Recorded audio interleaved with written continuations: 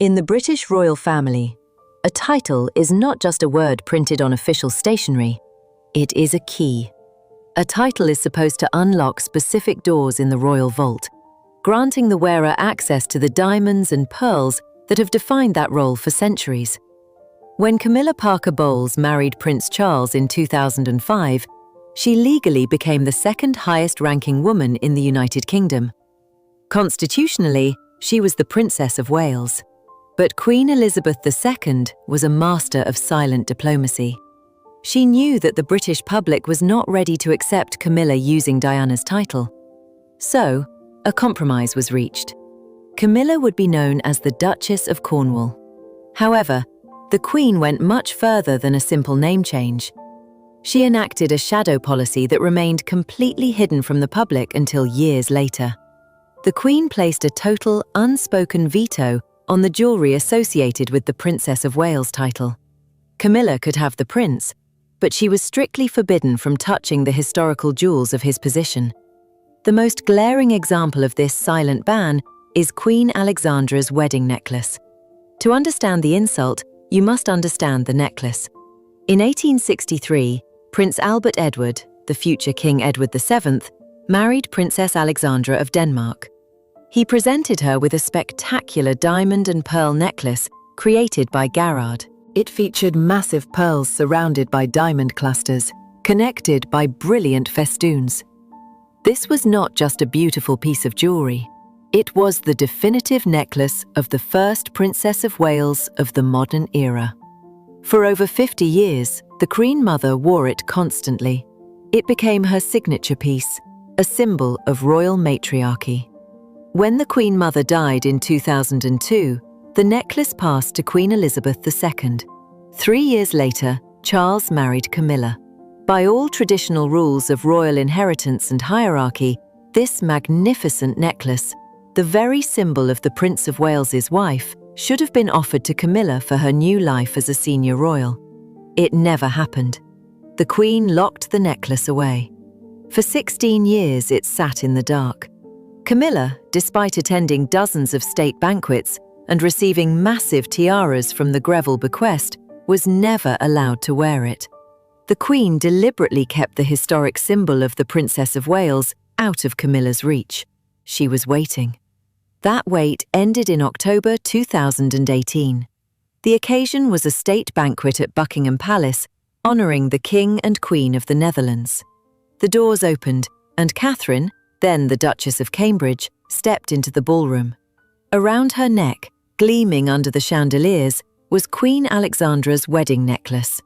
It was a breathtaking moment. The Queen had bypassed her own daughter-in-law, jumping an entire generation to place this deeply historic jewel on Catherine. The message was subtle but devastatingly clear. Elizabeth was looking past Camilla. She was visually linking Catherine directly to the legacy of the Princess of Wales. By releasing a piece that had been locked away for 16 years and placing it on Catherine's neck, the Queen was making a deliberate act of historical positioning. The necklace didn't just accessorize Catherine's blue gown, it crowned her as the true inheritor of the title. But the veto didn't stop there. Another highly significant piece of jewellery followed the exact same path, skipping Camilla entirely to land on Catherine. This is the Cambridge Pearl Brooch. This is a jewel of profound Victorian elegance. Created in the mid-19th century, it features a large central pearl surrounded by a cluster of diamonds, with a detachable pearl pendant. It passed through the royal family until Queen Mary gave it to her granddaughter, the young Queen Elizabeth, in 1953. For decades, the Queen wore it constantly. It was part of her personal uniform.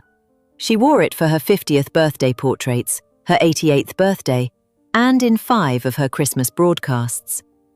The brooch was practically an extension of the Queen's own identity. When a reigning monarch shares a piece this personal, it is the ultimate mark of favour. Throughout Camilla's long tenure as the Duchess of Cornwall, she had access to many impressive brooches, but the Queen never offered her the Cambridge pearl. It remained firmly attached to the sovereign's shoulder. Then, in 2022, Just months before her death, the Queen made a quiet, final decision. For the first official joint portrait of Prince William and Catherine, unveiled at the Fitzwilliam Museum, Catherine needed a jewel of significance. The Queen opened her personal box and handed her the Cambridge pearl brooch. The name itself, the Cambridge pearl brooch, made it a natural fit for the Duchess of Cambridge. But the symbolism went much deeper. Catherine personally selected the piece, and the Queen approved it immediately. By allowing Catherine to wear a brooch so intimately tied to her own image in her final year, Elizabeth was anointing her. It was a transfer of authority, pearl by pearl. Camilla has full access to the royal vault today as Queen Consort, but she has never worn the Cambridge pearl brooch. The Queen's gesture ensured that some jewels travel not with rank, but with legacy. These two pieces, the wedding necklace of a princess and the personal brooch of a queen, prove that Elizabeth's jewelry box was not a democracy. It was a carefully controlled system of rewards and restrictions. She used her diamonds to build a wall around Camilla's history, while simultaneously paving a glittering road for Catherine's future. But if these pieces were about titles and public perception, the next category is far more intimate. What happens when the Queen bypasses Camilla not just with crown jewels, but with the deeply private romantic treasures of her own marriage? Next, we look at the bloodline and the bedroom, and the ultimate gift of love that Elizabeth refused to let Camilla touch. There is a profound difference between the jewels of the state and the jewels of the heart. When Camilla became the Duchess of Cornwall, Queen Elizabeth gave her access to some of the most monumental tiaras in the royal collection. The towering Greville honeycomb tiara, the massive Delhi Durbar, these were the grand impersonal uniforms of a senior royal. But the Queen drew an absolute invisible line around her private jewelry box. These were the pieces given to her not by heads of state, but by her husband and her parents. They carried the weight of true, personal love. And for 70 years, Elizabeth protected them fiercely. When it came time to pass them on, she didn't look to Camilla. She looked to the woman who would mother the future kings of England. She looked to Catherine. The most striking example of this intimate bypass is the Edinburgh wedding bracelet. This is not a piece from the crown jewels. It was not inherited. It was forged in the fire of a post-war romance. In 1946, Prince Philip of Greece and Denmark was largely penniless. But he was deeply in love with the future queen. To propose, he needed diamonds.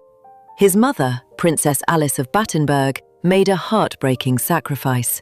She dismantled her own diamond and aquamarine tiara, a relic created by Fabergé, given to her by Tsar Nicholas II of Russia. Philip used the central stones for Elizabeth's engagement ring, but there were diamonds left over.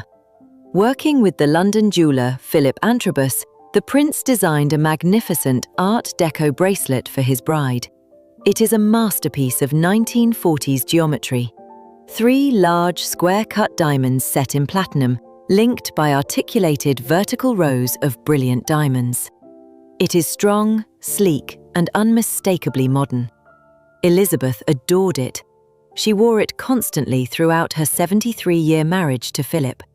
She wore it in her Diamond Jubilee portrait in 2012. It was the quiet symbol of their enduring partnership.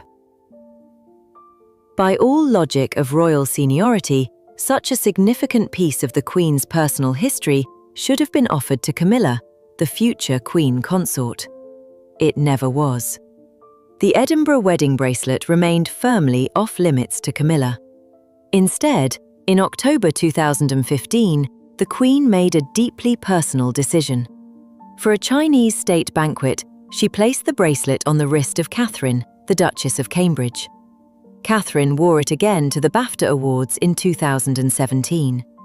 This was not a loan of state jewelry. This was the Queen saying, You are family.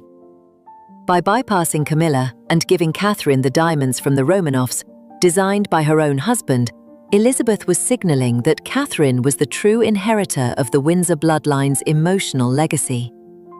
But the personal bypass didn't stop at diamonds. It extended to the very first moments of Elizabeth's reign. Consider the Bahrain pearl drop earrings. In 1947, for her wedding, Princess Elizabeth received a shell containing 7 flawless pearls from the Hakim of Bahrain. 2 of these magnificent pearls were suspended from round and baguette-cut diamonds to create a pair of elegant, swaying earrings. These earrings are iconic. If you look at the official portraits from 1952, taken by Dorothy Wilding, the images printed on millions of stamps and banknotes, Elizabeth is wearing the Bahrain pearls. They framed the face of a young woman stepping onto the world stage as a new monarch. For decades, the Queen kept them close. They were the armour of her youth. When she decided to release them, she didn't offer them to Camilla to enhance her profile. She gave them to Catherine. Catherine began wearing the Bahrain pearl earrings frequently, starting around 2016.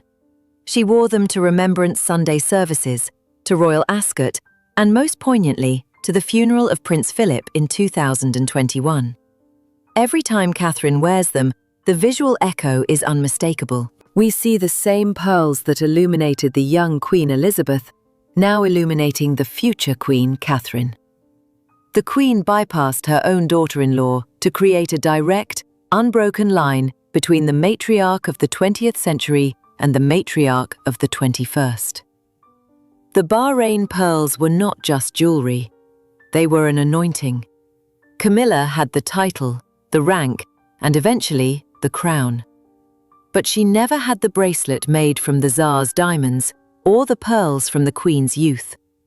Elizabeth made sure that the jewels of the heart went straight to the woman who would carry the family's future.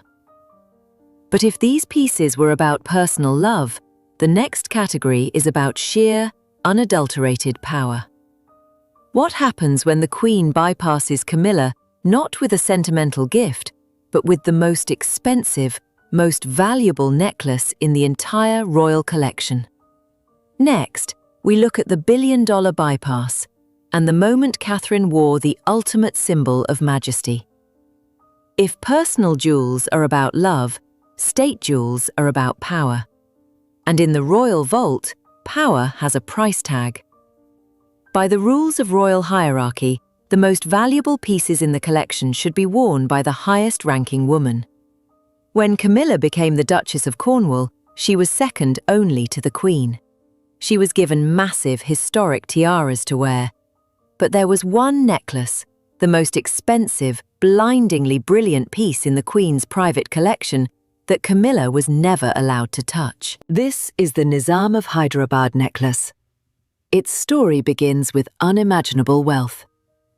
In 1947, the Nizam of Hyderabad, widely considered the richest man in the world, offered Princess Elizabeth a wedding gift. But he didn't send a box. He gave Cartier in London an open checkbook and told the princess to choose anything she wanted. She chose a masterpiece of 1930s platinum lace and diamonds. It features a detachable double-drop pendant and 13 massive emerald-cut diamonds. Today, its value is estimated at nearly $85 million. For decades, the Queen wore it as her ultimate badge of authority. In her iconic 1950s portraits, it cascaded across her collarbones, projecting absolute untouchable majesty. It was the necklace of a sovereign. Logically, as the Queen aged and began distributing her heavier jewels, the Nizam should have gone to Camilla, the future Queen consort. It would have solidified her status. It never happened. The Queen kept the Nizam locked away from her daughter-in-law.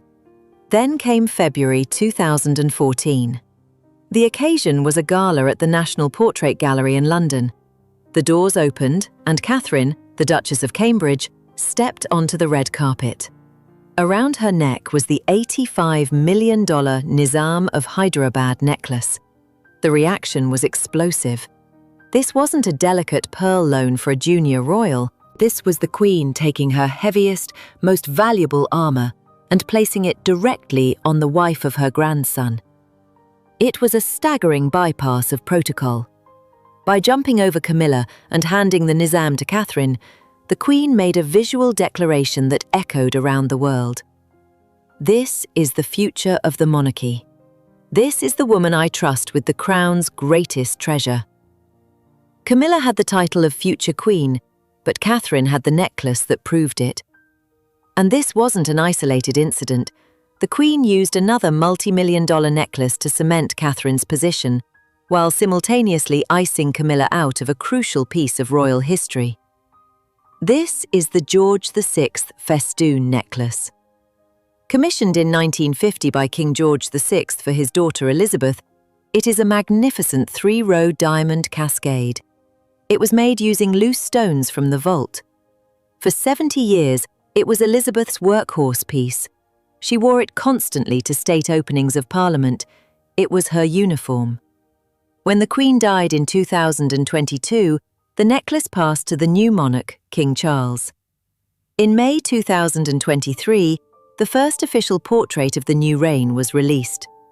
King Charles and Queen Camilla stood at the centre, but look at Catherine standing in the frame. She is wearing the George VI festoon necklace. It was a pointed, deliberate decision by the king. He could have placed his mother's most famous working necklace on his wife Camilla. Instead, he placed it on Catherine.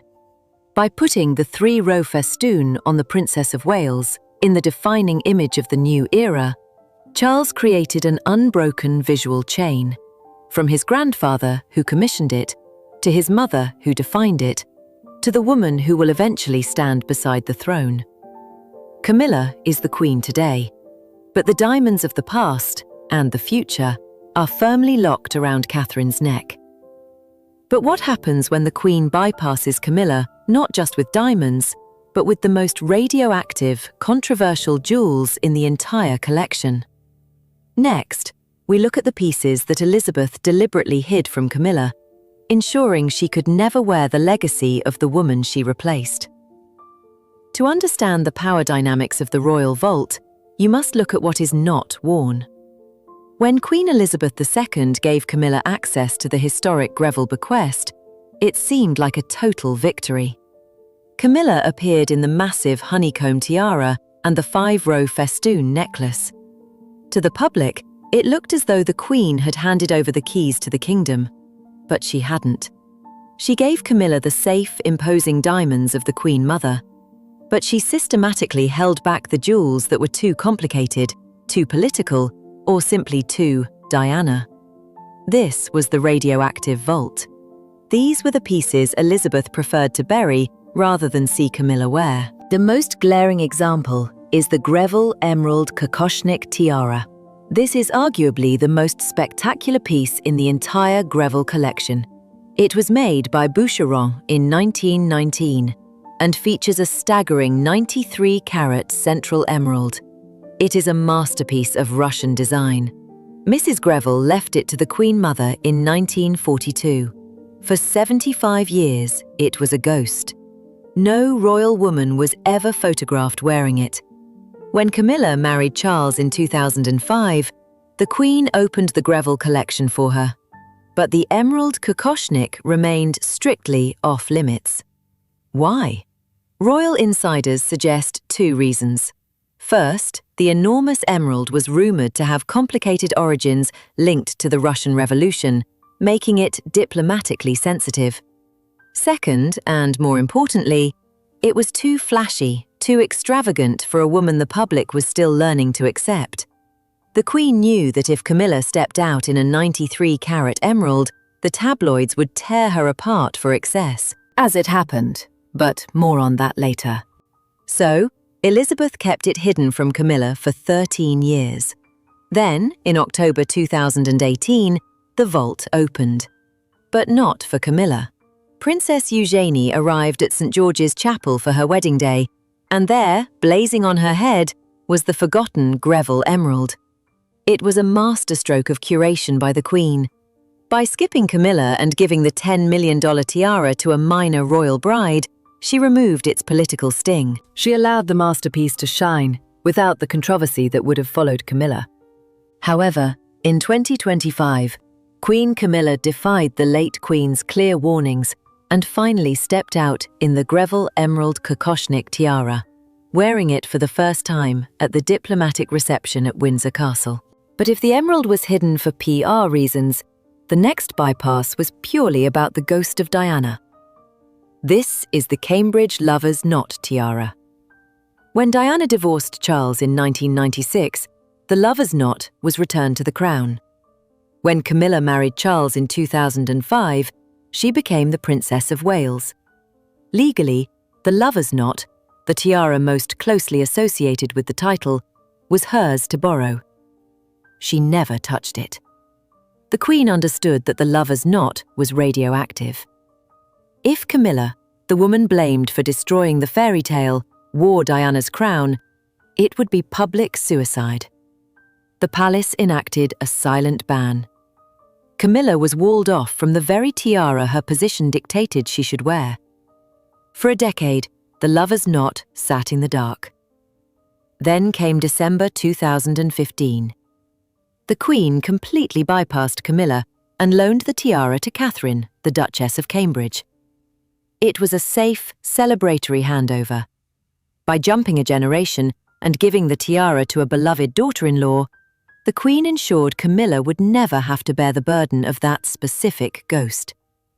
Catherine tamed the tiara, making it her signature piece, while Camilla was forced to build an entirely different jewelry identity. The Queen protected Camilla from herself, but she also protected the jewels from Camilla. She used the vault to enforce the hierarchy of public opinion, and as she aged, she made one final, quiet decision about her most personal treasures. She made sure that the things she loved most would never grace the woman who had caused her family so much pain. Next, we look at the final envelope. What happens to the jewels that the Queen took with her to the grave, and the one crown she left specifically for Catherine? Every monarch leaves a will, but for Queen Elizabeth II, her true last testament was written in the distribution of her diamonds. As she entered the twilight of her 70-year reign, the Queen made her final, most definitive choices about the royal vault. She knew that upon her death, Camilla would become Queen Consort. She knew that, technically, Camilla would have the keys to everything. But Elizabeth was a master of precedent. She spent her final years establishing a visual hierarchy that even a new king could not easily undo. She ensured that the most sentimental, historically pure items bypassed Camilla completely. Some things she simply took with her. This is the Brazilian aquamarine parure. In 1953, the people of Brazil gifted the young queen a magnificent necklace and earrings of enormous, perfectly matched aquamarines. The Queen loved them so much that she later commissioned Garrard to create a towering architectural tiara to match. This was not an heirloom. This was her creation. It was the visual embodiment of her reign, modern, strong, and entirely her own. For 70 years, the Queen never loaned the Brazilian aquamarines to anyone. Not to her sister Margaret, not to her daughter Anne, and certainly not to Camilla. When the Queen passed away in 2022, the aquamarines vanished. They have not been seen since. By holding them back her entire life, Elizabeth established an unspoken rule. These stones belong to the Elizabethan era. For Camilla to wear the tiara that Elizabeth built for herself would feel like a trespass. The Queen effectively locked the aquamarines in history, protecting her personal legacy from her successor. But there is another crown. A crown that Elizabeth did not build, but one that she deliberately held back, waiting for the right woman to claim it. This is the Oriental Circlet. Designed by Prince Albert for Queen Victoria in 1853, this is the ultimate symbol of the British matriarch. It is a masterpiece of Mughal arches and lotus flowers, set with brilliant red rubies. It was the absolute favourite of the Queen Mother, who wore it constantly until her death in 2002. When Elizabeth inherited it, she wore it exactly once, in Malta in 2005. After that, she put it in the vault. For nearly 20 years, the Oriental circlet sat in the dark. When Camilla married Charles that same year, she was given the heavy diamond Greville honeycomb tiara. She made it her signature. But the Queen never offered Camilla the Oriental circlet. The rubies of Queen Victoria were kept off limits. Why? Because the Oriental circlet is an heirloom of the crown, strictly reserved for queens and queen consorts. By not giving it to Camilla when she was Duchess of Cornwall, and by Camilla establishing her own signature tiara instead, the Oriental circlet was left without a head. It was a vacancy created by design. Then came December 2025, a state banquet for the President of Germany. The doors opened, and Catherine, the Princess of Wales, stepped out wearing the Oriental circlet. It was a shock to the royal establishment.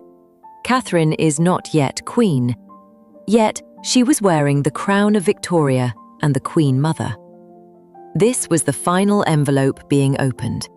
By allowing Catherine to debut the Oriental circlet, King Charles and Queen Camilla were executing the long-term vision that Elizabeth had set in motion. Elizabeth had bypassed Camilla with the Bahrain pearls, the Nizam necklace, and the lover's knot. Now, the ultimate crown of the consort had skipped a generation, landing directly on Catherine. It was the final confirmation. Camilla holds the title today, but Elizabeth made sure that the true magic of the royal vault, the history, the romance, and the purest symbols of the monarchy were reserved for the woman who will carry the crown into the future. The illusion of inheritance is broken. The Queen's secret vault is open, and Catherine has won it all.